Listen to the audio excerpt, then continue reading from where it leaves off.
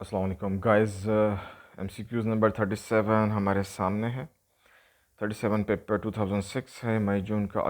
A cathode rays tube has an anode and an earth cathode. Which line in the table shows the charge and the temperature of the anode? देखिए जी, anode पे charge तो positive होता है, इसलिए आपके option A और B तो possible ही नहीं हो सकते। दूसरी बात ये कि एनोड कभी भी हॉट नहीं होता। कैथोड आपका बहुत ज़्यादा हॉट होता है और वो इलेक्ट्रॉन इमिट करता है, इलेक्ट्रॉन रिलीज़ कर रहा होता है। इतना ज़्यादा हॉट होता है कि उसके इलेक्ट्रॉन इतने एनर्जेटिक हो चुके होते हैं कि उसके सरफेस से बाहर आने शुरू हो जाते हैं और वो आपके पास फिर एनोड उनको अट्रैक्ट करता है। तो एनोड इट्सल्फ जो होता है वो हॉट नहीं होता, कैथोड आपका हॉट होता है। तो एनोड पे पॉजिटिव चार्ज है और वो कूल होता है। तो ऑप्शन सी आपका इसमें बिल्कुल करेक्ट ऑप्शन है। तो बाकी तीनों ऑप्शन इसमें रॉन्ग है। अच्छा, the diagram shows the 5 atoms in the radioactive substance. ये बड़ा अच्छा सा क्वेश्चन है, बड़ा इंटरेस्टिंग सा। The atom each gives out an alpha particles. अच्छा, हर एक एटम अल्फा पार्टिकल्स इमिट कर रहा है। बेसिकली एक ऐसा रेडियो एक्टिव एलिमेंट है जिसके एटम्स जो है अल्फा पार्टिकल्स इमिट कर रहे हैं, जिसको आप अल्फा इमिशन कहते हैं। न्यूक्लियर आपने डी के में ये पढ़ा होगा कि अल्फा इमिशन होता है, बीटा इमिशन होता है, गैमा इमिशन होता है। नहीं तो आप उसके लिए लेक्चर देख सकते हैं, मेरा वीडियो बना हुआ है, तो वहाँ से भी आप देख सकते हैं। ठीक है जी, अल्फ़ा इमिशन है आपके पास। अल्फ़ा हर पार्टिकल्स अल्फ़ा पार्टिकल्स इमिट कर रहा है। तो अल्फ़ा पार्टिकल्स जब ये इमिट कर रहा है तो इसमें उन्होंने ये पूछा, ऑप्शंस आपको दे दिए हैं कि ये 4 एटम्स हैं आपके पास हैं। तो atom one is the first to give out the alpha particle. मसलन इन्होंने इंडिकेट कर दिया कि चलें एटम वन ने पहला अल्फ़ा पार्टिकल दिया है और atom three is the second to give out the particle. और एटम थ्री इसके बाद अब सेकंड था जिसने अल्फ़ा पार्टिकल्स इमिट किया। अब वो कह रहे हैं which atom will give out the next particle. अब टू फाइव और टू फोर और फाइव में से अब आप क्या समझते हैं कौन सा रह गया? तो देखें, ये एक टर्म हम यूज़ करते हैं, रैंडम इमिशन। ये जो इमिशन ऑफ अल्फ़ा पार्टिकल होती है या बीटा है या गैमा है, तो ये इमिशन बड़ी रैंडम सी है। आप प्रिडिक्ट नहीं कर सकते कि कौन सा पार्टिकल, यानी कौन सा पार्टिकल एक बात, और दूसरी बात वो कब इमिट करेगा।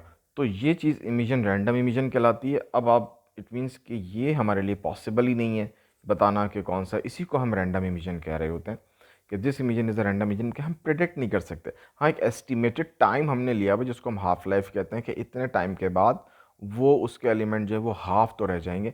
लेकिन ये प्रिडिक्ट करना कि एग्जैक्ट आप कहें कि कौन सा एटम जो है वो इमिट अब अल्फ़ा पार्टिकल्स इमिट करेगा और कौन सा एटम जो है वो उसको कितना टाइम लगेगा, तो उसका एग्जैक्ट आप यहाँ पे मुश्किल है इसको हमें बताना, प्रेडिक्ट करना। तो ये इम्पॉसिबल टू टेल है। तो दिस वन दिस इस प्रोसेस, इसी वजह से हम इमिशन जो अल्फ़ा पार्टिकल्स हो रही होती है या बीटा पार्टिकल्स हो रही होती है, इनको हम रैंडम इमिशन इसीलिए कहते हैं कि हम प्रेडिक्ट ही नहीं कर सकते कि कौन सा पार्टिकल कब जो है वो कोई अल्फ़ा बीटा को इमिट करेगा।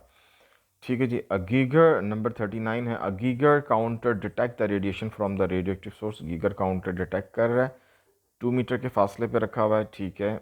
और radio active source inside inside a thick aluminium container.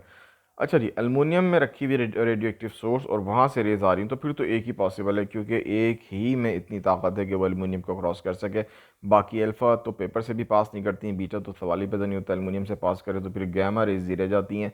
तो गैमा रेज में इतनी एबिलिटी है, उनकी पेनिट्रेटिंग पावर इतनी ज़्यादा है कि वो एलुमिनियम को क्रॉस कर लेती हैं। तो इस हवाले से अगर हम जहन में रखें तो अल्फ़ा बीटा तो पॉसिबल ही नहीं है रेडियो वेव्स यहाँ पे, क्योंकि रेडियो वेव्स तो आपके पास जो है वो रेडियो एक्टिव मटीरियल से नहीं निकलती, गैमा निकलती हैं। तो सी ऑप्शन आपका बिल्कुल करेक्ट होगा यहाँ पे कि गैमा रेज यहाँ पे जो है वो जो आपका जीएम ट्यूब है वो उनको डिटेक्ट कर रहा है। नंबर 40 की तरफ चलते हैं जी।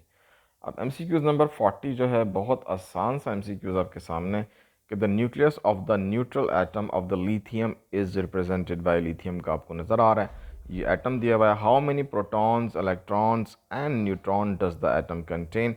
तो इसमें बिल्कुल भी मुश्किल नहीं है, आप देख लें कि इसमें ये, मैं आपको थोड़ा सा इसको हम कैप्चर कर लेते हैं, कोई मसला नहीं। सॉरी, यहाँ से इसको हम थोड़ा सा नीचे करते हैं, इसको फिर कैप्चर करेंगे। ये पार्ट हमने इसको कैप्चर करना है, दिस वन। इसमें से देखें जी, आपका जो है ये लिथियम है ना, तो इसमें ये नंबर ऑफ़ प्रोटॉन्स होते हैं नीचे। इसको हम सबसे लास्ट, ये नंबर ऑफ़ प्रोटॉन होते हैं। और ये ऊपर जो दिया हुआ है ये आपका दिस वन, ये आपका न्यूक्लियन नंबर, यानी सम ऑफ प्रोटॉन एंड न्यूट्रॉन।